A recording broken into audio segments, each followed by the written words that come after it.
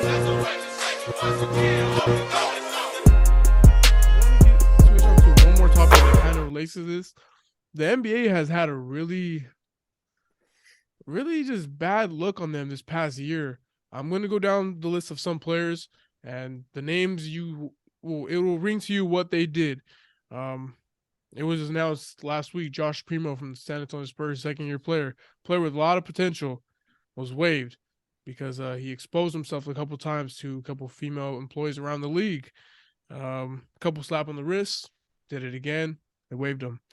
Ime Udoka, a rookie head coach who took the Boston Celtics to the NBA Finals in his first year, had an inappropriate relationship that went sideways, and we'll get into it in a bit, Palma, but he got a new job. Um, Miles Bridges, a guy 20-point per game scorer, borderline all-star player, up for a contract. Uh, Domestic abuse on the mother of his child. He's to be determined. He had a court date announced today.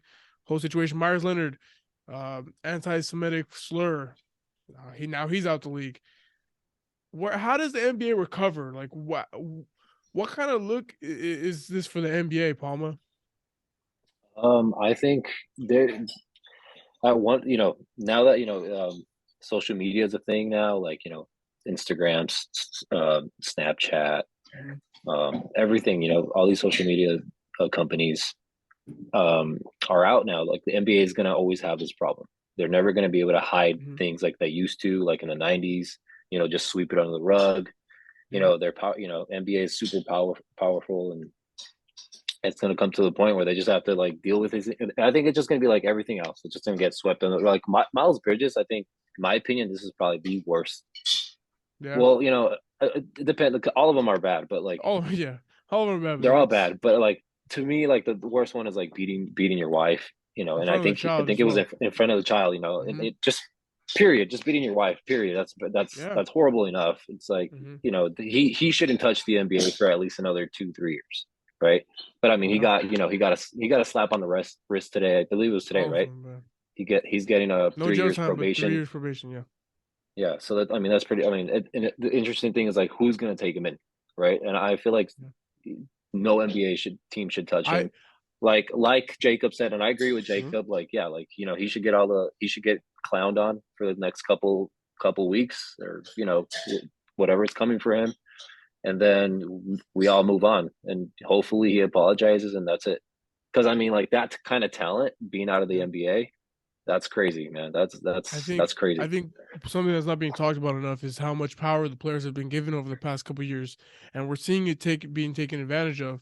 Um, like we said, all these players are getting slapped on the wrists, and I don't know. Just in my opinion, I think it's kind of some of this lays on Adam Silver's hands. The way he's handled some situations. When he first came into the league, the Donald Sterling situation, racist owner, right away he banned him, made him sell the team, and it kind of felt like, oh, he's putting his foot down. He's not scared to stand up to some of these people, these notable figures in the league, especially an owner.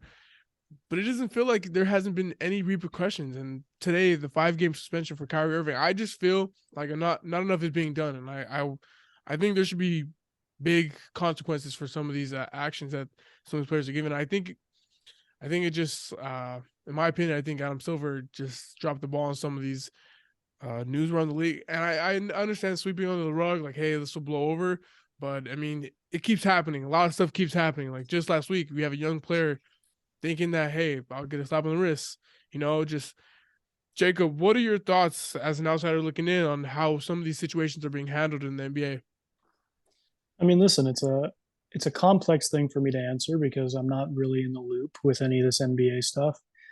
I mean, if I take every single story that you just brought up at face value and there's no other side of the story, these people, did beat their wife, I think you said, and they did expose themselves to this person and that person.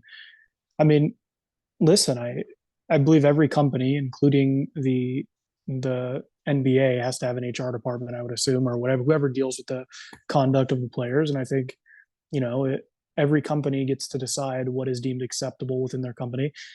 I think I think one of you said that the guy who beat his wife shouldn't play for like another like 3 years or something like that.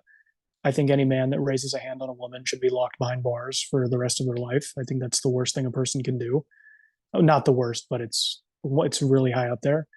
I mean, Yeah, I yeah, think I think there's a lot of moral questions about the NBA. I'm not going to get into this because I know you, Brandon, and I have argued about this on the side. Again, I don't know too much about it, but I yeah, know that the NBA has some dealings with the oligarchs in China, whether it be the individual Hmm. players or the company itself. And I Yeah. think when you deal with that, and even if there's a possibility that you have your hands into some type of child slavery, child labor, it'd be very hard for the NBA to argue on morality. I think it should come from within. But again, I'm not in a position to really debate that too heavy because, again, I mean, I'm not too into tap with the dealings of the NBA. Hmm. yeah, I never in my life thought I'd come on a sports podcast, but here I am. So yeah. yeah, No, Well, well, I was the one that said 3 years for Miles Bridges, the one that beat his wife in front of his child. I'm not saying that that's all he deserves. I'm just saying like if he were to ever be able to play. nowadays, like it's just like it's not gonna happen. 3 years, like he just got 3 years 3 years probation. He should get minimum 3 years out of the NBA because that's what's gonna hurt him the most. And like he's not he like you said, he should be out of the NBA for the rest of his life or in prison for the rest of his life, but he's not. Like it's just I'm just being What it real. is, yeah, And multi-millionaire. like I think. that's exactly what happens all the time. Like this Deshaun Watson from the Sean Watson, Browns, yeah. he got like bunch of allegations that he touched or inappropriately got massage, these ladies touching him and asking different requests, and he didn't even go to jail, and everything got dropped, and he's probably going to be back in the NBA in the NFL next week, I believe. So Yeah.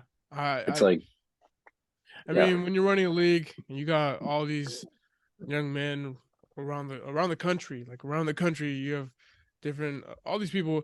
You're bound to have stuff like this happen. I just feel, in my opinion, to close this topic out, I just feel like the NBA has gone kind of soft and dropped the ball on some of these situations, and I hope this.